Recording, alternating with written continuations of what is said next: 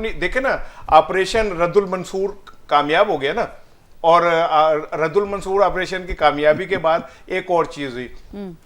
आज दो जुमले देखे ना, एक ये और एक ये कि फायज काजी किस्सा माजी, ठीक है ना, वो एक माजी का किस्सा बन गए अपनी वो मीर तकी मीर का शायद शेर है कि तोमते चंद अपने जिम्मे धर चले, जिस लिए आए थे सो हम कर चले, वो ऐसे काम लिए आए सन।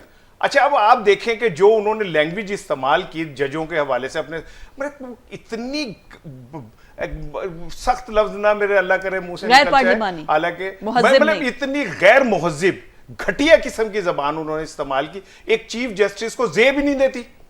आप इख्तिलाफ करें, इख्तिलाफ में तो हुस्न में भी तो हुस्न होना चाहिए ना, कोई खूबसूरती होनी चाहिए। काजी साहब तो ऐसा लग रहा है कि जैसे आखिरी दिन भी अपनी तनख्वाह पूरी करने के चक्कर में थे कि काजी साहब आए कैसे जी। इससे पहले जस्टिस एजाजुल हसन ने चीफ जस्टिस बनना था, नामालूम वजूहात की बिना पे जस्टिस एजाजुल हसन साहब इस्तीफा देके चले गए और काजी साहब आ गए, बिल्कुल सेम जैसे इंक्वायरी खुल गई थी। जस्टिस एजाजुल हसन की बात कर रहे हैं, उन पर इंक्वायरी तो जिसकी भी सब पे कुछ जिस पे मर्जी खोल दे, इंक्वायरी का क्या है, ठीक है ना। इंक्वायरी और मेरे कमरे की खिड़की तो कभी भी खुल सकती है, उसका क्या फर्क पड़ता है। आप किसी के खिलाफ दरखास्त दे दें, इंक्वायरी शुरू हो जाएगी। तो बात ये नहीं थी, उनको जिस तरह वो गए और इस्तीफा देके भागे और काजी साहब को लाया गया, उसे चीजें समझ आ रही थी।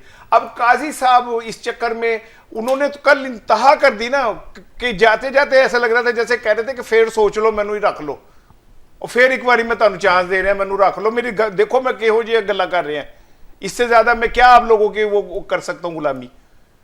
एक भयानक माजी।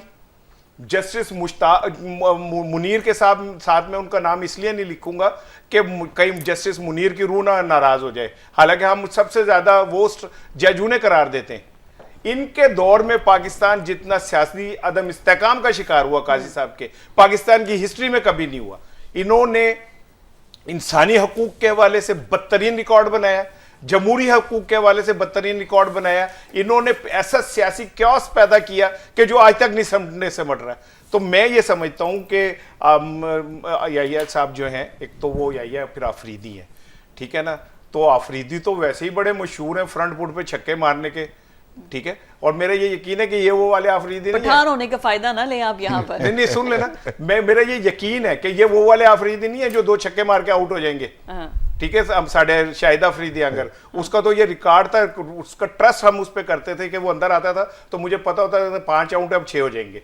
तो लेकिन मेरे इनके ऊपर ये ट्रस्ट है कि ये इंशाल्लाह बेहतर फैसले करेंगे, क्रीज पे रहेंगे और अपने जजेस ब्रदर्स को लेके चलेंगे। जस्टिस मंसूर के चैम्बर में जाना, it is a very great gesture, बहुत अच्छी बात है, ठीक है ना। लेकिन एक सवाल मेरा और है कि कैसा फील होगा कि जब सीनियर जजेस में एक जूनियर चीफ जस्टिस बैठेगा, तो उस बेंच का माहौल क्या होगा।